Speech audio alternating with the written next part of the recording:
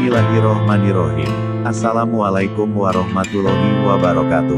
Halo rekan-rekan semua, apa kabarnya hari ini? Semoga rekan-rekan tetap dalam keadaan sehat dan tidak kurang satu apapun jua. Di video kali ini, kami akan membagikan informasi tentang seleksi P3K tahap 3 yang selalu dinanti-nantikan oleh para honorer baik di sekolah negeri maupun sekolah swasta, dan seleksi tahap 3 ini bakal segera digelar serta alur pendaftarannya dan resmi dari Kemendikbudristek berdasarkan Permenpan RB nomor 20 tahun 2022. Namun sebelum lanjut, bagi rekan-rekan yang baru saja menemukan channel ini jangan lupa like, komen, share, dan subscribe serta aktifkan lonceng notifikasinya agar tetap terupdate dengan informasi terbaru dari channel ini. Dikutip dari portal gurubisa.com, akhirnya PPPK tahap 3 tahun 2022 memiliki titik terang. Pasalnya, seleksi tersebut selalu dinantikan. Mengingat pula telah terbit Permenpan baru mengenai PPPK tahap 3, yakni Permenpan nomor 20 tahun 2022 yang mengatur tentang seluk-beluk pengadaan PPPK 2022. Kemudian, laman resmi grup PPPK Kemendikbudristek terdapat pula alur pendaftaran yang dapat disimak berikut sebagaimana dikutip berita soloraya.com. 1. Pendaftaran akun. Pelamar melakukan pendaftaran akun melalui situs resmi https://seskas.bkn.go.id.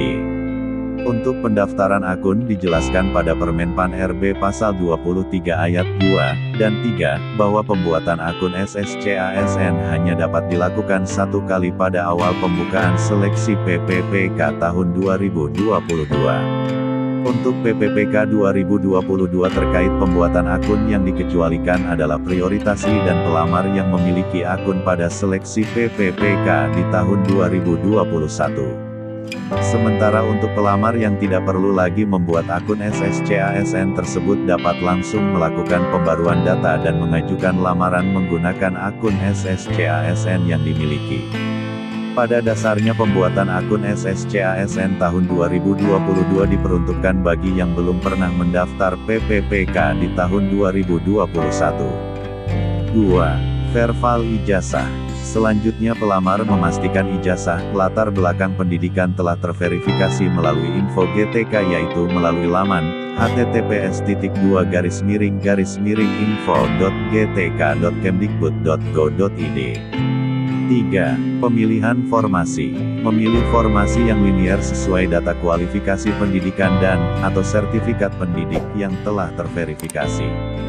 Memilih formasi dengan ketentuan berikut. A. Dalam hal formasi tersedia di sekolah tempat mengajar saat ini, pelamar wajib mendaftar di sekolah tersebut selama sertifikat pendidik dan/atau kualifikasi pendidikan linear. B. Formasi yang telah dilamar sebagaimana dimaksud dalam huruf A, tidak dapat dilamar oleh pelamar lainnya. C. Dalam hal formasi tidak tersedia di sekolah tempat mengajar, maka dapat mendaftar di sekolah lain yang masih tersedia formasinya. 4. Pemilihan formasi kompetensi 3. Bagi yang tidak lulus ujian seleksi kompetensi 2 dapat memilih kembali formasi di seluruh wilayah Indonesia. Kompetensi tahap 3 dapat diikuti oleh A.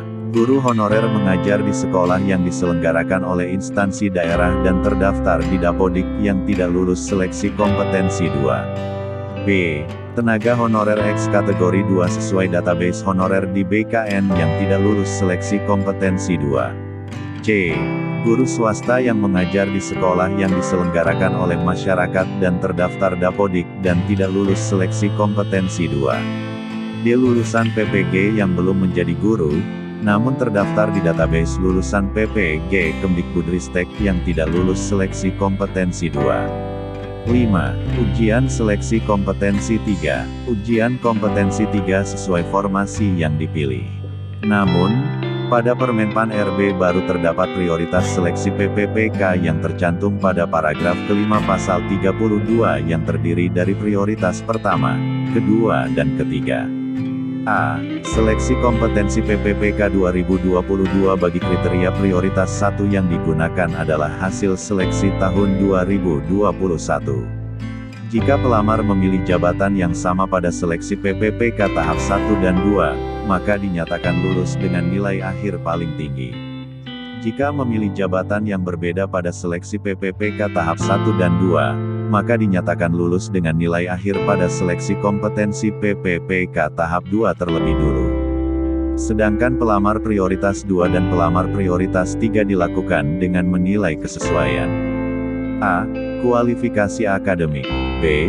Kompetensi. C. Kinerja. D. Pemeriksaan latar belakang, background check.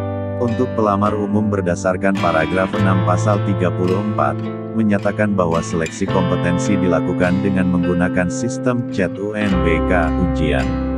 Selain itu, dapat memilih kebutuhan PPPK jabatan fungsional guru di sekolah seluruh wilayah Indonesia yang formasinya belum terpenuhi oleh pelamar prioritas. Sumber, pikiran_rakyat.com.